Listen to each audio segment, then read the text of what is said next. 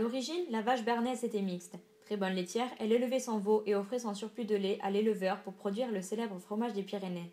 Dotée de beaucoup de force, elle servait aussi aux travaux dans les champs. À l'image de l'ours des Pyrénées, notre belle vachette bernaise est en voie de disparition. Elle a frôlé l'extinction à la fin du XVIIIe siècle des conséquences d'une épizootie. Sa robustesse lui permit de survivre, mais c'était pour mieux se trouver croisée quelques décennies plus tard avec la garonnaise ou la quercy pour donner naissance à la célèbre blonde d'Aquitaine.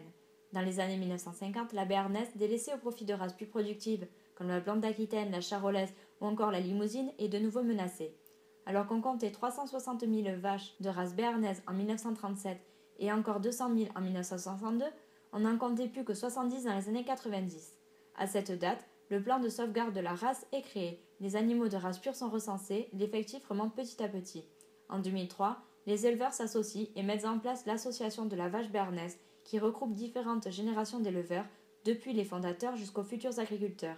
L'association a pour but d'accompagner cette démarche et de travailler au développement de la race.